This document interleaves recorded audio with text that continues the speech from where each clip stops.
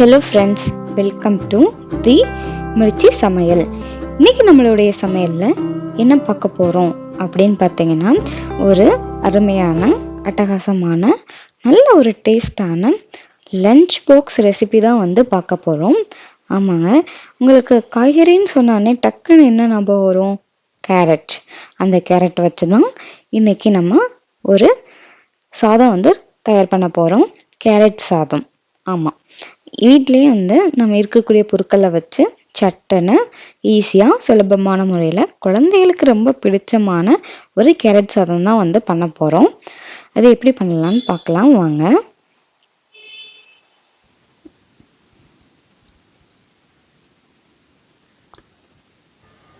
முதல்ல வாணலியில் 2 table spoon அளவு நெய் சேர்த்துக்கோங்க.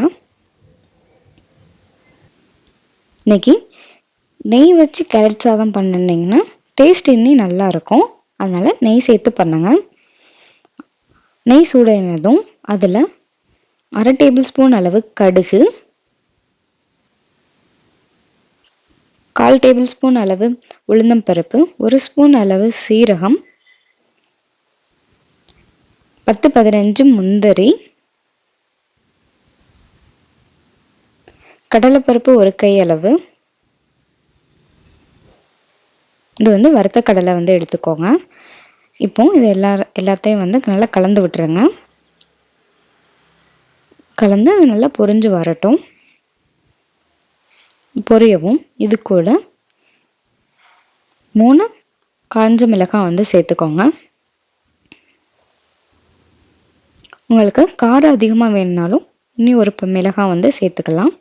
இந்த கேரட் சாதத்துக்கு 1/2 வெங்காயம் எடுத்திருக்கோம். ஒரு பெரிய சைஸ் வெங்காயத்தில் பாதி வெங்காயம் பொடி பொடியாக கட் பண்ணி சேர்த்து எடுத்துக்கோங்க. ஏன்னா கேரட் சாதத்துக்கு அதிகமான வெங்காயம் சேர்த்தோம்னா நம்மளுக்கு டேஸ்ட் நல்லா இருக்காது. அதனால கொஞ்சமாக வெங்காயம் சேர்த்துக்கோங்க. இப்போ வெங்காயம் பொன்னிறமாக ஆற வரைக்கும் நல்லா கலந்து விட்டுக்கோங்க.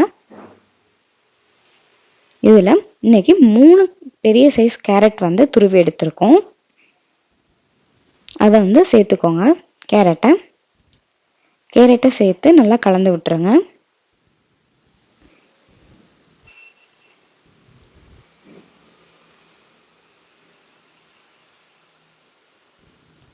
கேரட்டோட பச்சை வாசனை போகிற அளவுக்கு நல்லா வேகணும். இது கூட 1/4 டேபிள் ஸ்பூன் அளவு மஞ்சள் தூள், 1/2 டேபிள் ஸ்பூன் அளவு கரம் மசாலா, 1 டேபிள் ஸ்பூன் அளவு சாம்பார் தூள் சேர்த்துக்கோங்க. டேஸ்ட் நல்லா இருக்கும் கேரட் சாதத்துக்கு. கூடவே தேவையான அளவு உப்பு,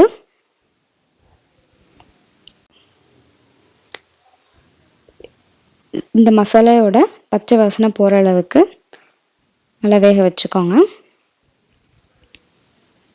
இப்போது கேரட்டில் நீங்கள் 1 கை அளவு தண்ணி தெளித்து வேக வச்சுக்கலாம். கேரட்டை தண்ணி ஊற்றிடாதீங்க, தண்ணி தெளித்து மட்டும் விட்டுக்கோங்க. இது கூடவே 1 கை அளவு கருவேப்பிலை சேர்த்துக்கோங்க. 1 கொத்து. நல்லா கலந்து கேரட்டும் மசாலாவோட சேர்ந்து வேகட்டும். நல்லா வேக வைங்க. இப்போ பார்த்தீங்கன்னா மசாலாவோட பச்சை வாசனை போயிடுச்சு.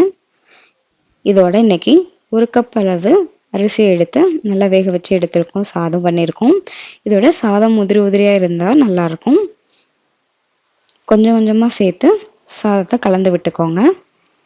மொத்தமாக எல்லா சாதத்தையும் போட்டு கலந்துடாதீங்க, கொஞ்சம் கொஞ்சமாக சேர்த்து கலந்துக்கோங்க. இந்த சாதம் உதிரி உதிரியாக வர்றதுக்கு நீங்கள் சாதம் வடிக்கும் போது அதில் 1 டேபிள் ஸ்பூன் அளவு நல்லெண்ணெய் சேர்த்து வடிச்சிங்கன்னா சாதம் உதிரி உதிரியாக வரும். கூடவே மல்லி இலைகளையும் சேர்த்துக்கோங்க கேரட் சாதத்துக்கு. அவ்வளோதாங்க, ஈஸியாக ஒரு 15 நிமிஷத்துலேயே கேரட் சாதம் பண்ணிடலாம். நீங்களும் ட்ரை பண்ணி பாருங்கள்.